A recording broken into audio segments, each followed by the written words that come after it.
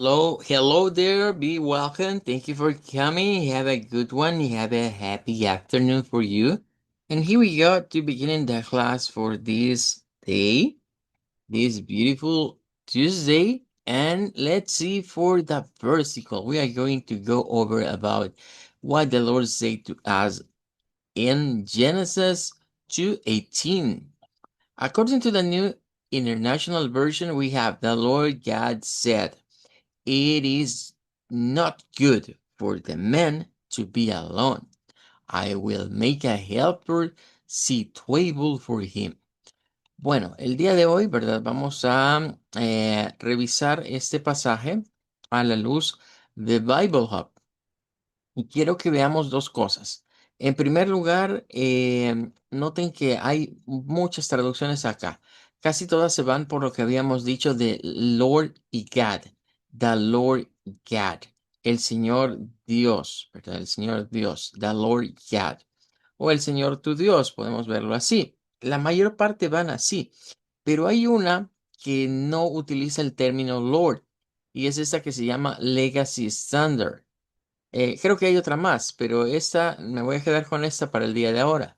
Esta nos dice, Den Yahweh Gad Zed, porque este es el término que se encuentra en el original en hebreo, ¿verdad? Entonces, de hecho, lo que se encuentra ahí es el tetragramatón, lo explicábamos en la clase anterior. Pero aparte de esto, quiero que veamos la Amplified Bible o la Biblia amplificada. La Biblia amplificada contiene una explicación, digamos, o un contexto en el cual está traducido lo que sería la versión que estamos leyendo. En este caso, ¿verdad? Nótese que dice, Now the Lord God said. Eso es parecido a la New International. Y entonces ahora el Señor Dios dijo, It is not good for the man to be alone. Eso es igual, pero entre paréntesis aparece a qué se refiere eso de que no es bueno. No es bueno significa is not beneficial. No es beneficioso, sería otra forma de ver eso, en vez de poner bueno, no es beneficioso para el hombre estar solo. No hay ningún beneficio en que el hombre existiese como solitario. Y luego dice, I will make him a helper. Aquí se utiliza el término helper. Le haré a él una ayuda. Le haré una ayuda, una persona que le ayude, un ayudante. One who balance him a counterpart who is. Una que lo balancee, una contraparte a counterpart who is, una contraparte de quién es él. Suitable and complementary for him. Aquí se nos extiende un poquito más cuál es la idea detrás de esa traducción. Nos dice de que le hizo al hombre ayuda porque no era beneficioso que estuviera solo, pero que esa ayuda que le dio iba a balancearlo. Y no solo iba a balancear, sino que sería su contraparte. Pero además de ser su contraparte, es su complemento. Entonces, a veces algunas Biblias, por ser muy prácticas, no nos llevan por todos estos vocablos que nos abren un poquito más la idea de todo lo que estaba detrás o acercarnos un poco a lo que está en ese texto. Well, for today that's all. Me voy a quedar hasta aquí con esto porque quiero que avancemos con el vocabulary. Ayer ya vimos una parte. Nos falta revisar todavía otro bloque más, ¿verdad? Y luego vamos a ir con lo que sería bueno, si hoy alcanzamos, vamos a participar. Si no, lo voy a dejar para la siguiente sesión, de acuerdo a cómo vayamos con el time. Bueno, ayer avanzamos hacia Color Pencils.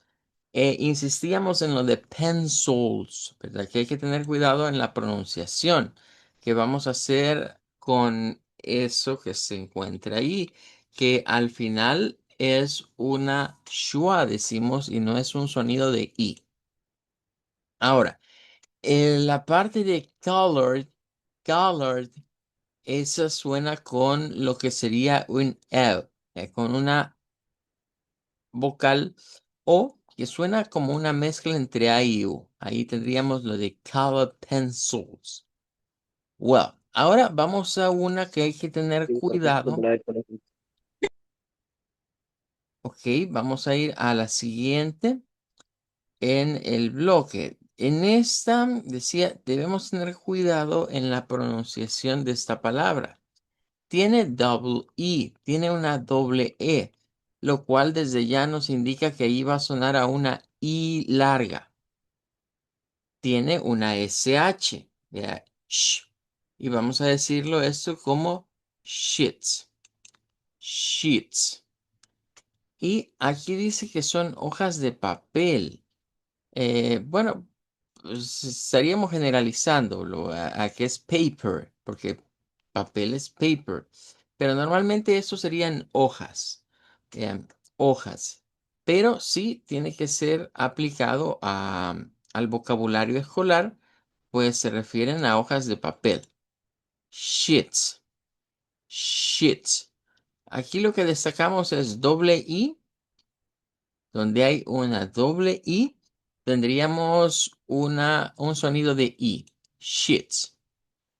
Ok, good.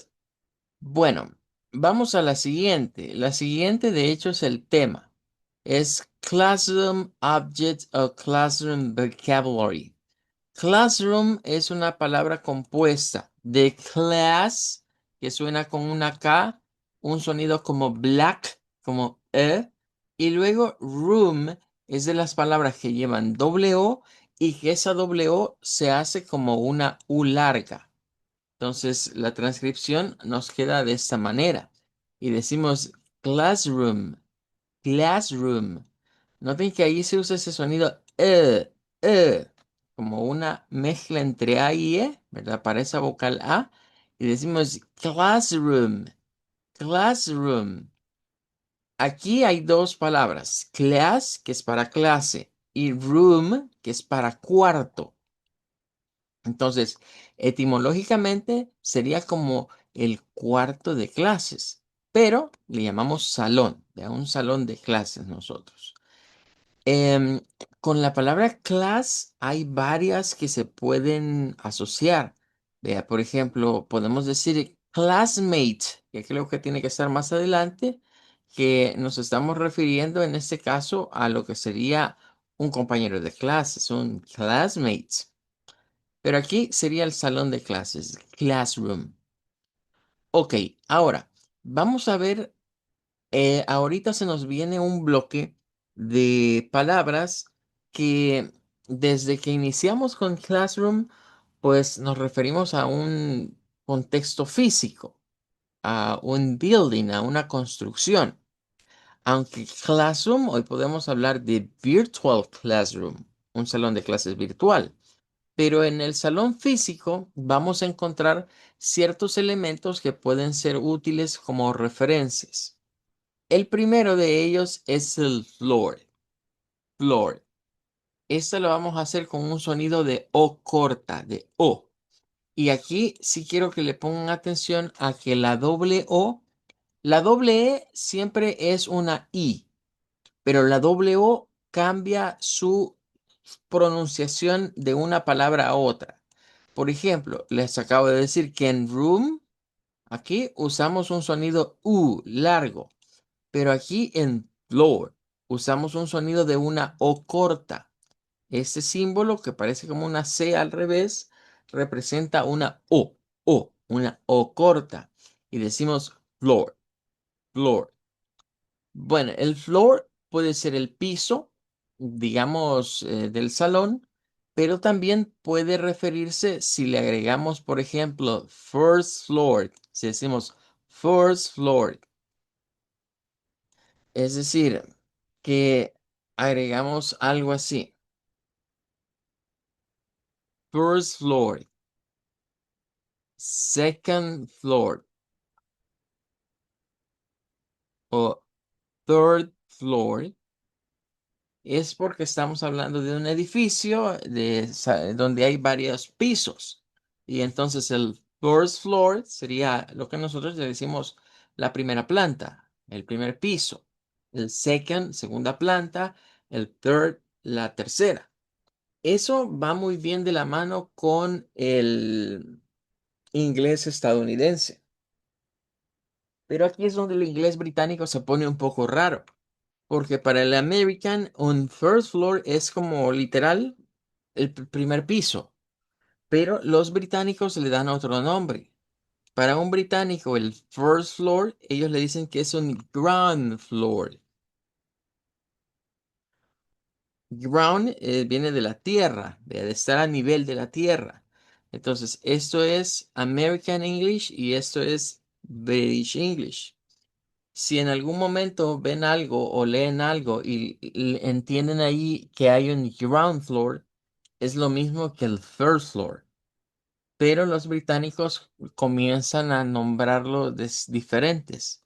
Dicen ground porque está a nivel del piso de la tierra, dicen ellos. Por eso es ground floor. Y el estadounidense no, dice es el first floor. Pero aquí es donde se viene el enrollo, porque viene el británico y entonces lo que para el estadounidense es el second floor, el segundo piso, para un británico ese es el first floor. Y ahí se comienzan como a desfasar. Entonces, si en el lado de Estados Unidos hay un third floor, para los británicos ese es un second floor. Y lo llevan como retrasando, porque para ellos hay como un piso base, que es este que está acá. Lo menciono porque podemos toparnos con vocabulario o alguna cosa en internet o en otra donde esté ambientado a British English y suele confundirnos eso cuando aparece con la palabra floor.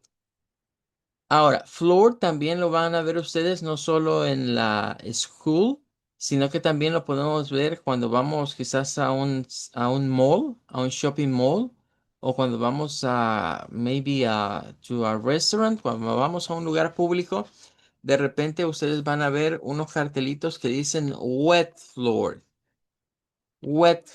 así. Wet floor significa que el piso está húmedo, que está mojado, y ponen esos cartelitos como de plástico de color amarillo donde nos dice que está el piso mojado, wet floor, y que tengamos caution, que tengamos precaución. Good. One more. Vamos a una más. Wool. Y de esto ya estuvimos hablando en los sonidos de shock de la AL. Bien, estuvimos hablando de la combinación AL y decíamos que cuando se encuentra una A con una L, suena a una O corta, como la que estamos haciendo de floor. Entonces, el mismo sonido vamos a ver aplicado para wall. No es wall, sino wall, wall, así, con una O corta, una short O, una O corta, así, wall. Hace tiempo atrás recuerdo que aquí en nuestro país vinieron unos helados, eran unas paletas que después fueron reemplazados por la marca Sarita. Pero cuando vinieron al principio se llamaban así, helados Wool. Wool, así literalmente como que fuera la palabra pared. En inglés, wall, that is the wall, es la pared. Good. Vamos a la siguiente. De esa de wall no vamos a agregar más cosas, pero la siguiente sí. La siguiente es el ceiling con una I larga, como la de sheet. Ceiling. What is a ceiling? Bueno, ahí dice techo. Quizás sí distinguir que para nosotros esto es lo que le decimos el cielo falso. Bien, nosotros decimos cielo falso porque es que el techo está el exterior, bien, también. Pero ya vamos a ver que aquí le dan otro nombre. Pero ceiling es el cielo falso que nosotros solemos llamarle. Es el techo interior de un cuarto, en este caso de un classroom. Y, por ejemplo, es muy común hablar de ceiling fan. O sea, así como está ahí, agarramos la palabra ceiling, así, ceiling fan, y agregamos el término fan. En este caso, un ceiling fan vendría siendo el ventilador de techo. De esos ventiladores que se ponen en el techo y que están girando. Eso es un ceiling fan. Por eso les decía, ceiling tiene que ver con el techo interior. Y así lo vamos a comprender mejor. Well, the next one. La siguiente. No estamos hablando del operative system. Estamos hablando de window. It's a window. Una window es una ventana de una casa, o en este caso, pues lo estamos aplicando al classroom. It's a window. Claro, hoy modernamente pues lo usamos como en plural, Windows, que es para el sistema operativo, el nombre del operative system. Ok, that is a window. Window va con una I corta, win, se dice muy corto, no es win, sino win, y do, window. Esa OW toma sonido O, de O con U corta, O, window. Ok, good. Vamos a otra que tiene la palabra pencil. Ya vamos con tres bueno, ya vimos pencil solo, vimos pencil sharpener, que decíamos es el sacapuntas, o sharpener como el afilador, ¿verdad? En este caso. Y ahora vamos al pencil case. Pencil case. Aquí dice lapicera. Yo creo que ese término no es muy común para nosotros aquí en Latinoamérica. Pero es un estuche, es un estuche en este caso, de lápices. De ahí lapicera, pero creo que no mucho estamos familiarizados con eso. Un estuche, un pencil case. That's gonna be. Con eso estaríamos en esta parte. Y vamos a la siguiente. Este es un elemento que no es exclusivo de la school, lo podemos hallar en otros lugares. Es un trash can. Trash can. Este es el bote de basura, pero este término así como trash can, y note que utiliza, las dos palabras utilizan una A como black, es una A en medio de consonantes. Trash can, trash can. Es el bote de basura. También se le puede llamar trash bin. Sí, trash, trash bin. Es otra forma de llamarle. En vez de can, utilizan la palabra bin. Y es lo mismo, ¿verdad? Es el bote de basura. Trash can or maybe trash bin. Ok, good. One more. Vamos por una más. Aquí tenemos dos y es que son como equivalentes. Es casi lo mismo. Por un lado tenemos test, pero por el otro tenemos exam. Y ahí es donde estaría el punto acá de discordia en la palabra examen. Tradicionalmente en el inglés se nos enseña que la X suena como ts, como K con S. Y en el español la solemos hacer así también. Ts, ts. De hecho, nosotros decimos examen, examen. Si yo les dijera, miren, hagamos en español el fonema examen, sería una K y una S. Ex, examen. Así sería. Examen. Y nótese la KS. Ex, ex. En este caso, examen. Pero en esta parte, el inglés para la letra X tiene a veces un sonido alterno que depende de algunas palabras. No son pocas las palabras en las que pasa este fenómeno, pero lo voy a explicar de esta manera. Cuando en el inglés veamos una X, claro, se llama X, es el nombre, Pero la X puede tener dos fonemas. El fonema donde se une la KS, que se vuelve igual que el español, y el fonema donde se une la G con la Z, con la Z, que es lo que va a pasar en esta palabra. Noten que no vamos a decir exam, vamos a decir exam. Bien, exam. La de test creo que no está muy complicada. Es una E abierta, test. Pero la otra debemos de corregir lo que casi siempre hemos escuchado quizás mal.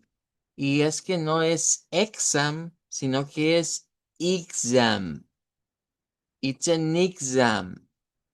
Exam. Ahora, les quiero explicar, quizás en esta sí me voy a detener un momentito, porque puede resultarnos un poquito chocante el saber esto de la X, porque estoy casi seguro que la mayoría dirá, pero yo siempre lo he dicho eso con la KS. Eh, Hay otras palabras, no es exclusiva esta. Vamos a encontrarnos con otras palabras donde hay una combinación de una E con una X en el inglés y resulta un poco contradictorio, porque resulta que hay unas en donde la E con la X suena así, como que fuera X, pero hay otras en donde va a sonar con una I corta, que es la que está aquí. Ya pueden ver aquí, sería este símbolo, y va a sonar como IG, IGS, así, X, IGS, X, IGS. Noten entonces que la combinación, repito, es la combinación de la E con la X. Puede en el inglés tener dos derivaciones. En algunas palabras va a sonar como E, K y S. En otras palabras va a sonar como una I corta, una G y una Z o una S vibrante. Ahora, ¿de dónde sale esto? ¿O de por qué ocurre esto en el inglés? Bueno, la respuesta está en la tabla del International Phonetic Alphabet. Si nos vamos a revisar recuerden, importante, esto que está aquí no es la X. Esto que está aquí is not X. Eso no es la X. De hecho, si lo escuchamos, miren, Ja, ajá. es un sonido que ni por cerca le pega a los sonidos del español ni del inglés. Se usa en otros idiomas. Pero eso no es lo que usted y yo conocemos como letra X. Se parece, pero aquí representa otra cosa. Entonces, ¿de dónde sale la X? Pues la X en realidad es una combinación de dos. Es una combinación, mire, en primer lugar, de la letra K, mire, letra K, con la S, con la S silbante. O sea, Ca, con acá. la S. Sa, asá. Esas dos se combinan y de ahí sale lo de ks, K con S. K con S. Ahora, ¿de dónde sale entonces la combinación de la GZ? Pues préstenle atención. ¿Quién está a la par de la K y quién está a la par de la S silbante? Es decir, esta que vemos acá es un sonido que se define para la X como un sonido sin vibración. Es un sonido unvoiced, se dice en el inglés, un sonido sin voz. Combina las dos consonantes sin voz para sonar en esa X. Pero las otras son los pares. Y es que aquí, si retomo la idea de lo que estuvimos viendo del pasaje de Génesis, donde decía, It's not good for the man to be alone, no es bueno para el hombre estar solo, y leímos ahora que el término que aparece allí de helper tenía que ver con complementary, con un complemento. Entonces, véanlo de esa manera. La K es el complemento de la G como la Z, la S silbante es el complemento de la Z. Estas se complementan, están así como en pares siempre. La diferencia es que una es silbante y la otra no. Una tiene un rol y la otra tiene un rol diferente. Un rol en donde solo dejamos pasar el aire, s, ts, solo se deja pasar el aire. Pero cuando hacemos la g, la g más la z, allí vibramos. X, X, X, X, X.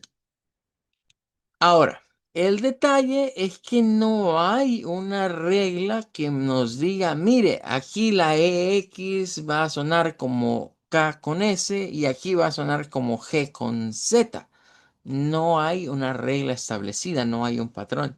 Lo único es aprendernos las palabras. La ventaja es que las que tienen el sonido de la X vibrante, que sería la X, X, ese sonido de G con Z, como exam, son pocas.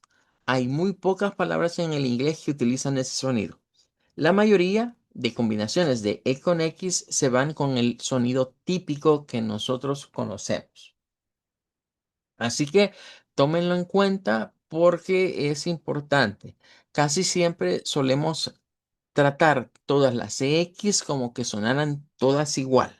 Pero a partir de hoy no es exam, es exam. Test, exam. Test, exam.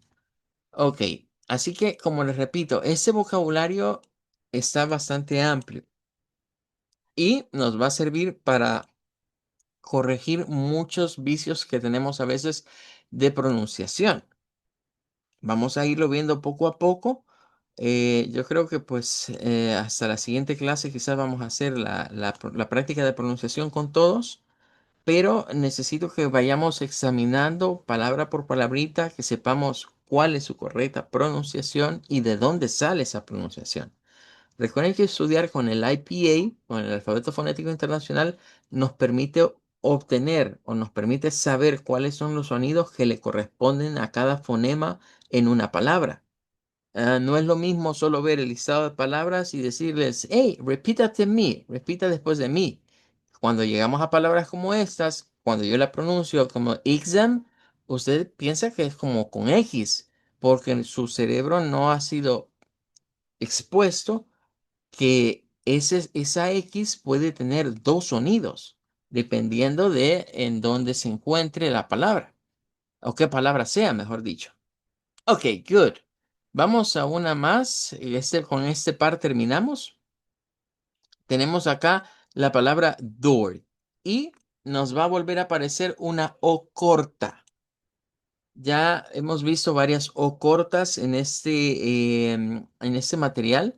Noten que la O corta nos ha aparecido donde hay una A con la L, nos ha aparecido también donde hay doble O, como en este caso igualmente. Así que es de ponerle atención a este sonido, ¿ve? Porque es un sonido que va a ser un tanto variable dependiendo de lo que vayamos a leer. Y decimos door, door, para es, vea, puerta, it's a door. Los británicos aquí nos harían una diferencia, y es que de acuerdo al acento no rótico del inglés británico o el acento de la corte del rey, la R no debería de sonar. Así que si usted escucha a alguien decir, please open the door, así, the door, sin sonar la R, es porque está utilizando acento británico. El acento británico elimina esas R's. Por ejemplo, si escucháramos acento británico en esas palabras, se notaría, miren, que terminan con la R. Un británico nos diría, bueno, de hecho, eliminaría esta R y eliminaría esta otra. Y diría, it's a maca, it's a maca. Y aquí diría, it's a rolla. Y aquí nos diría, it's a door, the door, la puerta, sin pronunciar la R. Esa es una característica del inglés británico, que no suena la R al final de una palabra o de una sílaba, ¿verdad? Entonces, ellos eliminan ese sonido. Es más propio, digamos, del inglés estadounidense la pronunciación rótica. En realidad, cuando decimos inglés británico, yo siempre digo, mire, es que eso es muy generalizado, porque hay británicos que sí suenan la R. sobre todo si viven en esas ciudades que no están muy cerca de Londres o que em, forman parte, digamos,